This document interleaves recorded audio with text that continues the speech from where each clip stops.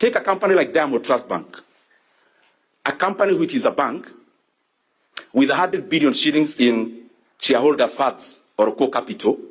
If you buy the share today in the market, it is trading at 32% of that value. Would you go to Happy Bank to tell them to sell you the share in the market price? Would they agree? It has never happened in the market and elsewhere.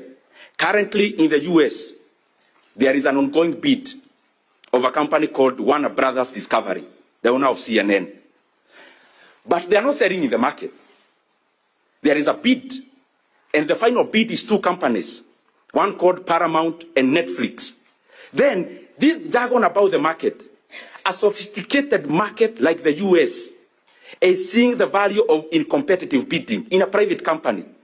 But here in Kenya, we have been cornered by our buyers, and we are now talking the language of market price. It will be wrong, and history will not judge us very well if you continue with this transaction with this kind of consideration.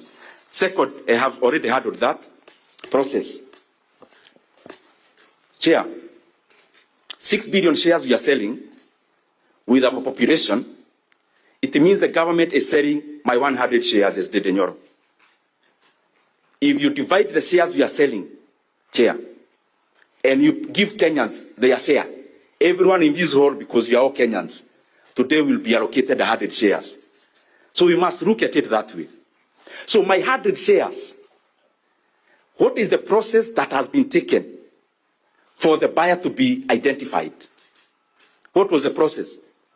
How did you one day wake up and decide we are going to sell to the current buyer?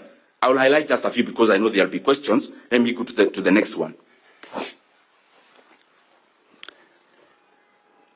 There is something in the market for any transaction to work.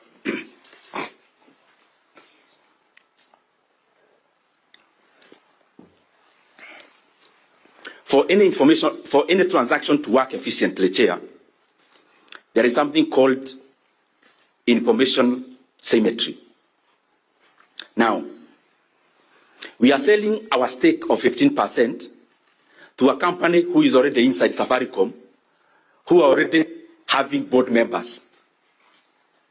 So definitely, they already have a step ahead of any other person who would think of buying our stake because of the information asymmetry. That is something else that you have to look at.